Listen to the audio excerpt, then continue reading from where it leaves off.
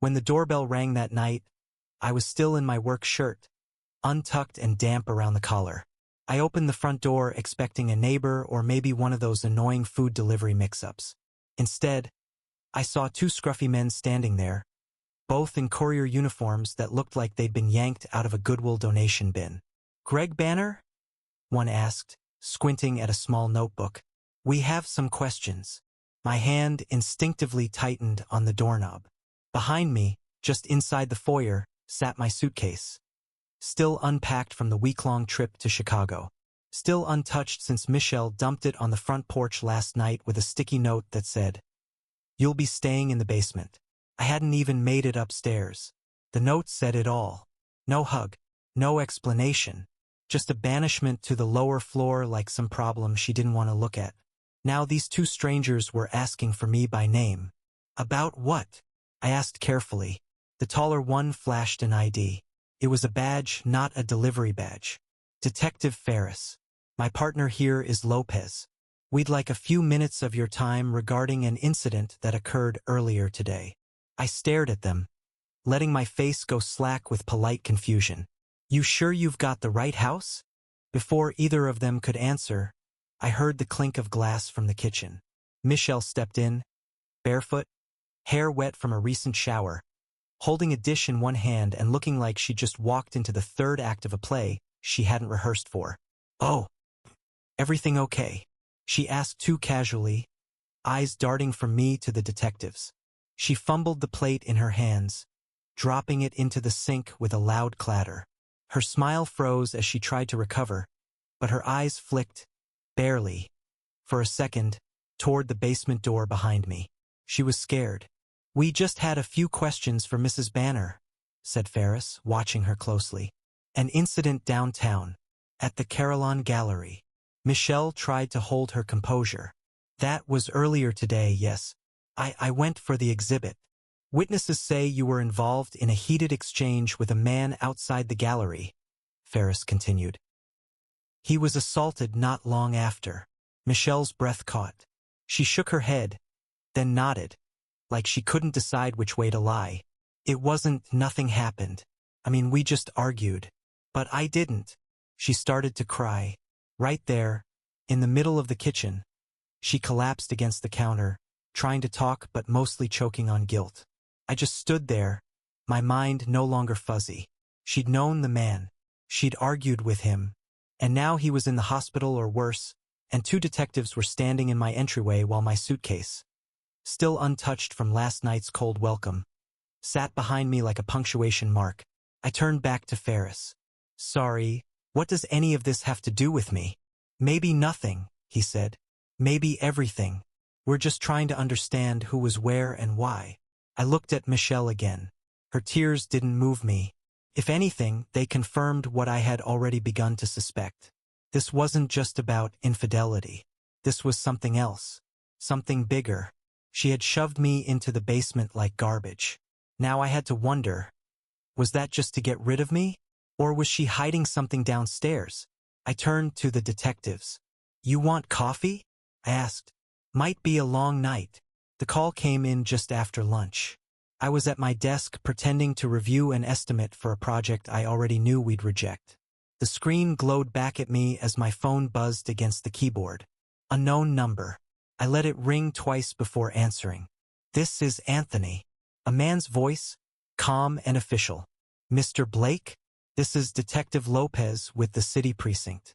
I was hoping to speak with you and your wife later this evening." My heart didn't skip. Thudded twice, fast. Sure," I said, letting a small wrinkle crease my brow. The one I used when I needed to look convincingly blindsided. "Is something wrong?" "Just following up on an incident that occurred earlier today downtown. We'd like to ask a few questions." "Of course," I said, carefully casual. "What time? 7 okay?" "Works for me." He thanked me and hung up. I didn't move for a few seconds, just stared at the office wall. I could see my suitcase in the corner, half-packed, one side gaping open like it had given up trying to hold itself together. It had been there for a week, untouched since Vanessa boxed up my things and told me I was relocated to the guest room. Her words. Not angry, Not cold. Almost clinical, like a manager reassigning a problem employee. And of course, that had been right after Greg's little suggestion. Plant the seeds, loosen the bolts in the marriage early. Subtle. Controlled chaos. I picked up the phone again and called Vanessa. No answer. That wasn't like her. I tried again. Still nothing. A flicker of something twisted in my gut, not quite fear, not yet, but something that felt too much like vulnerability. I thought back to that moment last month when I'd walked into our bedroom to find my drawers empty, my closet stripped, my shoes lined up like they were already halfway out the door. The note had been taped to the bathroom mirror in thick black Sharpie. Make room for your ego. It's taking up the whole damn house. She'd always had a sharp tongue when she wanted. I admired that about her, in a way. I left her a voicemail this time, low and measured, just the right amount of concern. Hey babe. Just got a strange call from a detective. Said he wants to talk to both of us tonight. Nothing serious, I'm sure. Just want to give you a heads up. Call me when you get this. I ended the message with a long pause and then added a soft, almost regretful, love you. The phone slipped from my fingers onto the desk as I leaned back in my chair, staring up at the ceiling. Another piece in place. Another push in the right direction. Vanessa might be mad. She might even be suspicious. But that didn't matter. The plan was in motion now, one whisper at a time, one staged relocation at a time. The cracks were forming, right where Greg and I needed them. I smiled to myself. Just like we drew it up. As soon as the detectives stepped off our porch, I shut the door hard enough to rattle the window panes. Michelle hadn't moved. She was still leaning against the kitchen counter, tears drying in streaks on her face. Get away from me, I said, low and shaking. I swear to God, if you even try to play this off like some misunderstanding. I didn't do anything, she cried, pushing off the counter, arms shaking. We just argued. That's all it was. Oh, just argued? I snapped. With some random guy who ends up in the hospital the same day? And you didn't think that was worth mentioning before tonight? She flinched like I'd thrown something. I paced halfway to the stairs and then turned, gesturing toward the hallway. You think I didn't notice? The glances? The way you kept eyeing the basement like it's holding your damn secrets. It's not like that, she whispered. No? I pointed to the foyer. Then explained that my suitcase still sitting by the stairs like I'm some guest who overstayed his welcome. You know why? Oh, I know why, I cut her off. Because your guilt needed space. Because pushing me into the basement was easier than looking me in the face while you lied. I wasn't lying. I stormed toward the living room and up the stairs, two at a time. I yanked open drawers, grabbing clothes at random. It didn't matter what I took, I wasn't really leaving. Not yet. But she needed to think I was. Michelle followed slowly, afraid. Greg, please just stop for a second. You didn't even have the decency to look me in the eye when I came home. You dumped my things on the porch like trash. I shoved a drawer shut hard enough to make the handle rattle. But now you want a conversation? I grabbed my suitcase, dragging it down the hall, making sure each thump against the stairs echoed. At the top of the basement steps, I paused and looked at her. She was sitting now, hands over her mouth, hunched like a collapsed card tower. You don't get to cry and pretend you're the victim. Not when you knew what you were doing. I let the silence stretch before stepping down the stairs one last time. Every stomp was theatrical. Every noise a performance. The suitcase wheels groaned against the old steps like they knew the part they were playing. At the bottom, I opened the door to the guest room and threw the bag onto the bed, then came back up again. Michelle hadn't moved. I grabbed my coat and keys, slung my bag over my shoulder, and stood at the door where the detectives had been just minutes earlier. I'll be at the Marriott on 5th, I said flatly. Don't call. Don't text. Don't follow. She looked up at me, her mouth trembling. I opened the door, took one step out, then turned back. And next time there's a suitcase on this porch, I said, it won't be mine. Then I closed the door behind me, quiet and final. I didn't look back. But inside, beneath the rage, I felt something sharp and focused. The beginning of control. And the plan, my plan, was only getting started. I pulled into the driveway around 5:30, expecting to see Vanessa's car. It wasn't there. At first, I thought maybe she had gone to pick up dinner. But when I stepped inside, the silence in the house felt final. The foyer was too clean. The framed photos were gone from the hallway shelf.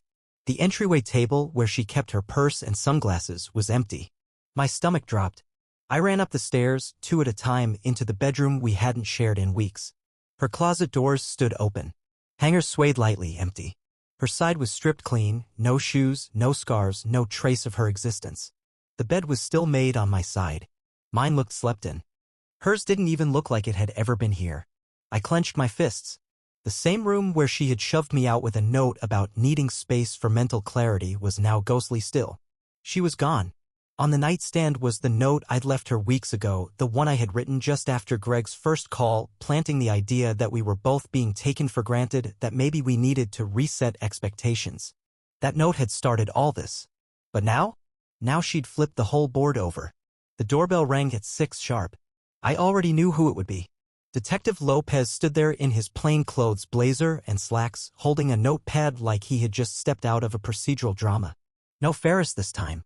Mr. Blake, he said. Thanks for agreeing to meet. Sure, I said, stepping aside. Though it's just me tonight. My wife isn't home. He gave a tight nod and stepped inside. Mind if we sit? We moved to the dining table. I offered water. He declined. Lopez didn't waste time. How long have you known about your wife's relationship with her coworker? I blinked slowly, then gave him a confused laugh. I'm sorry, what? She's been seeing someone. Brian Lennox works in her department. Surveillance from last month shows them having what I'd call an intimate exchange outside of Café Verde. You weren't aware? I shook my head, running my fingers through my hair. No. No, I didn't know. God. I let my voice break a little. Just enough. He didn't blink. When was the last time you saw her? This morning, I lied. She said she was going to work. I haven't heard from her since. Lopez scribbled something down, then looked at me. The man from the art gallery? He's connected to that coworker. Your wife was seen with both of them at a private event last week. Now one's in the hospital and the other won't return our calls. I shook my head again. Jesus. Then, with perfect timing, I brought my fingers to my eye, pinching the corners like I was holding something in. I reached into my pocket and subtly rubbed a drop of onion oil on my fingertip. A second later, tears welled up. Real ones. Or real enough. I didn't know, I croaked. She kept telling me it was stress. I moved into the guest room to give her space. Lopez studied me. He was trying to figure out if I was broken or playing broken.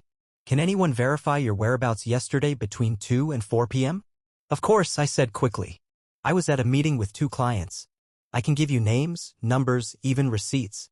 He jotted more notes, but I could tell I was checking the boxes. He wasn't thrilled, but he had nothing to hold me on. Okay, he said, standing. If you think of anything else, anything at all, call me. I nodded. I will. As he walked to the door, I said, Detective. He turned. If you find her, can you just let me know she's okay? He gave a slight nod, then left. The door shut. I exhaled slowly, looking around the empty house. Vanessa was gone. But my story? Watertight. Greg and I had rehearsed it all, down to the timestamps.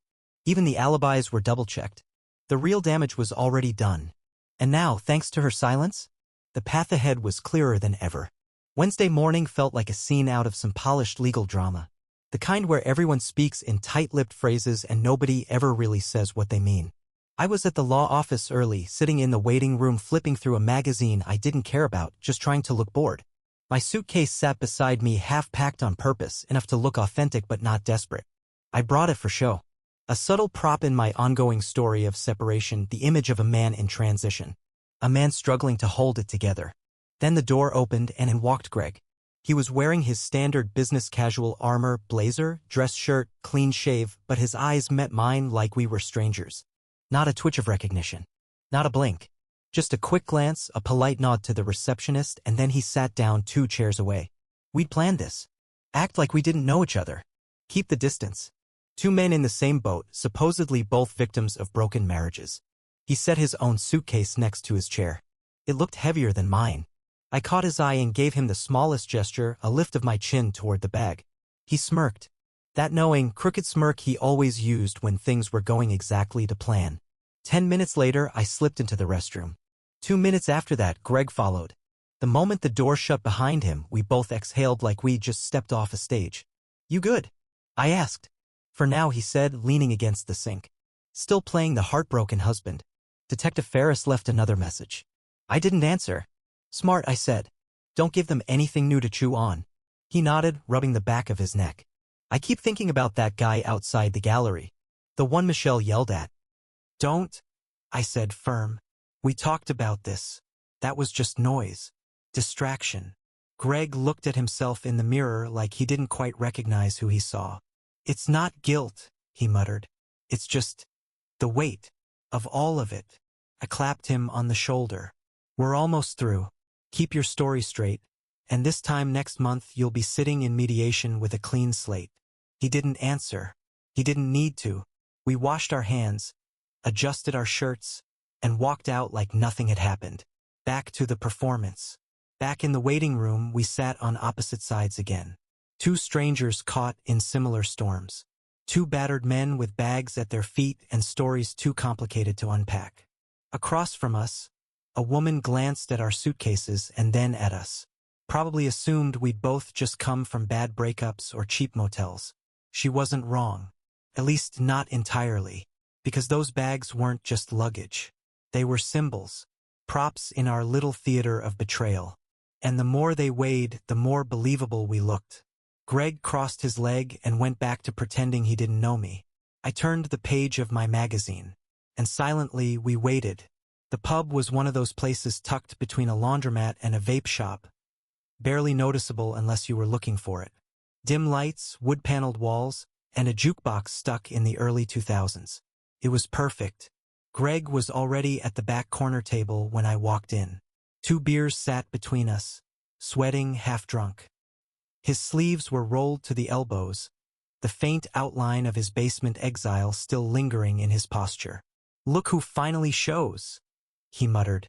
No real bite in it. I slid into the booth. My suitcase bumped my leg under the table. Still that same beat-up thing from the night Vanessa boxed me out. I hadn't brought it because I needed it. I brought it because it reminded me what started all of this. "Sorry," I said. "Traffic was a mess." He nodded toward the beer. "I already ordered for you. Figured you'd still drink the cheap stuff." "Always." We clinked bottles, no toast. Just habit. Muscle memory. "So," I said, "how's therapy going?" Greg laughed once, dry. "You ever try to unpack a decade of resentment while sitting in the same room with the person who caused most of it?" "Can't say I have." "Michelle cries a lot," he said, picking at the label on his bottle. "I talk a little. Mostly we circle the same drain. But we're trying." I studied him for a second. There was something different in his eyes now. Not softer exactly, just worn. "You still in the basement?" "Yep," he said with a bitter smirk. 6 months later and I'm still sleeping below sea level. Symbolic, really. Sunk costs and all. He wasn't joking, but he wasn't asking for pity either. "And you?" he asked. "How's life in Bachelor Town?" I sipped my beer. "Cramped, quiet, and peaceful as hell." He grinned. "Vanessa signed the papers?" "Last Tuesday," I said. "I'm officially free. Got the apartment, kept the car, and not a damn soul is asking where I'm sleeping at night." "Still living out of the suitcase?" "Pretty much," I said, nudging it with my foot. "Unpacking feels too permanent." He nodded slowly, his fingers tracing the condensation ring on the table. "You ever think about what we actually pulled off?" "Every day." "And does it feel like victory or just fallout?" I took a long pull from my beer. "Depends on the day." We sat in silence for a while, letting the jukebox hum behind us. Some old Matchbox 20 song was playing, something about being halfway to somewhere. Finally, Greg raised his bottle. "To control," he said. "To getting it back. Even if we had to burn down the house to find it." I raised mine too. "To not apologizing for it." We drank, then sat back. For a moment, I could almost pretend it was just 2 friends catching up. Not 2 men who had dismantled their lives like bomb squads in reverse. The drinks helped. So did the silence. But every now and then, we both glanced at the door. Like we expected the past to walk in any second and demand we explain ourselves. And neither of us had an answer ready. We were halfway through our second round when the door creaked open behind us. I didn't turn at first, just kept nursing my beer, zoning out to whatever sad song the jukebox had lined up next. But Greg stiffened. I followed his eyes toward the bar entrance and froze mid-sip. She walked in like she owned the place. Sleek black coat, hair pulled tight, gold badge glinting subtly under the overhead light. Right beside her, wearing a sharp gray blazer and that same smug posture from 6 months ago, was her husband, the so-called silent deputy who'd barely said 2 words during our original interview. Lieutenant Perez. Greg instinctively nudged his suitcase under the table with his foot, and I did the same. Neither of us had planned to bring them, but old habits die hard. I'd swung by the apartment to grab paperwork earlier and just hadn't bothered leaving it behind. Now it sat at my feet like a ticking reminder. Pura spotted us right away, of course. Her lips curled into the faintest smirk like she'd stumbled on a private joke only she understood. Well, she said as they approached. Greg. Anthony. Didn't expect to find both of you here, together. Greg stood up slowly, polite but tense. Lieutenant. Still living local? She asked, glancing at Greg's collar like she was scanning for a clue. Basement life treating you okay? His jaw clenched, but he didn't bite. Her husband nodded at us. Evening. Evening, I replied, tight-lipped. Perez looked around the table like she was inspecting a crime scene. Suitcases and pints. Nothing says moving on like a little baggage and booze. Work trip, I lied without blinking. Catching up before I head out. Of course, she said. Her eyes drifted to Greg. And you? Still in that same place? I heard the neighborhood's gotten interesting lately. Greg gave her a thin smile. Still holding strong. Good, she said. Because the case we discussed? Still open. No arrests, but it's amazing what time and pressure can do. Her voice had that velvet steel quality again. Like she wasn't accusing us of anything, just planting a seed and watching to see what bloomed. We'll let you get back to your drinks, she said finally, tapping her fingers once on the table. But just remember, living arrangements can say a lot about a person. Greg's knuckles whitened around his glass. They walked off, casual as ever, claiming a table near the far wall. Perez didn't look back. For a full minute, neither of us spoke. I stared down at my beer, tracing the rim with a shaky fingertip. She knows, I said finally. Greg nodded. She's known. But she doesn't have proof. Yet. We sat in silence, the air thicker now, the weight of it pressing down. Greg finished his beer in 2 long gulps and set the glass down harder than he meant to. She's not done, he said. No, I agreed. She's waiting.